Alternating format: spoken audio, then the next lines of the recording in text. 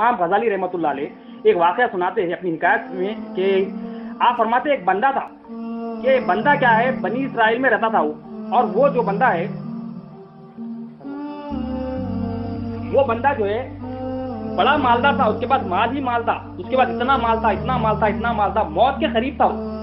موت کے جب قریب تھا تو وہ جب اس نے اپنے بیٹوں کو بلایا، کہا کہ مجھے میرا مال دکھاؤ، تو بیٹوں نے کیا کیا، اس کو جو ہے نا اپنا مال دکھایا۔ وہ باپ کو جو ہے نا مال، اب مال میں کیا تھا، اس کے گھوڑے تھے، اونٹ تھے، تمام چیزیں تھی، سونا تھا، چاندی تھا، اونٹ تھا، اس کی زمینیں تھی، اس کے غلام اس کے سامنے پیش کر دی۔ وہ مال کو دیکھ کے رونے لگا، وہ مال کو دیکھ کے رونے لگا، بہت رونے لگا۔ اب ملک الموت اس کے قریب آ گئی، امام غزالی رحمۃ اللہ علیہ یہ علوم میں لے کے آتے حکایت، تو وہ بڑا زارو خطا رونے لگا۔ جب ملک الموت اس کے سامنے آتے پوچھتے بتا روتا کیوں ہے؟ قسم ہے اس ذات کی جس نے تجھے یہ سب دیا، میں اس گھر سے اب تک نہیں نکلوں گا جب تک تیری جان نہ لوں۔ مطلب جب ٹائم آ جاتا نا تو موت آنی ہی آنی، جب ٹائم آ گیا تو موت آ جاتی، مطلب روک کوئی نہیں سکتا۔ اب یہ بندہ کیا ہے مال کی محبت والا تھا۔ اب مال کیا ہے، ہم بھی کئی چیزوں سے محبت کرتے، مال سے، بچوں سے، چیزوں سے،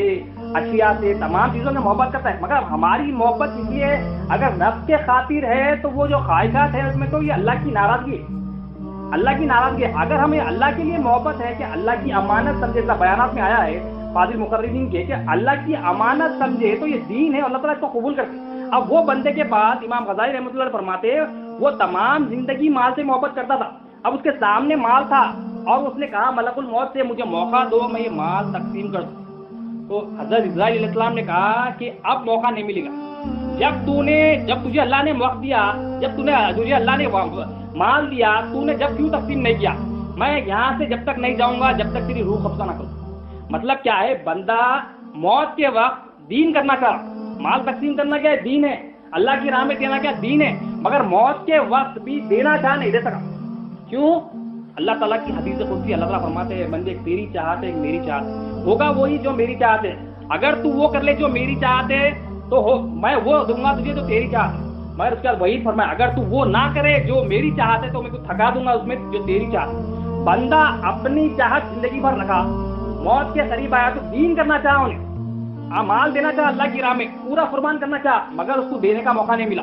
تو اللہ کا شکر ہے ہمیں بن مانگے یہاں پر بلا لیے، ہمیں ایک توجہ دلی۔ کئی لوگ ہیں بدعت ہے یہ کرتے مگر وہ اللہ تعالیٰ ان کو گمراہی کے سبب بنا دیا،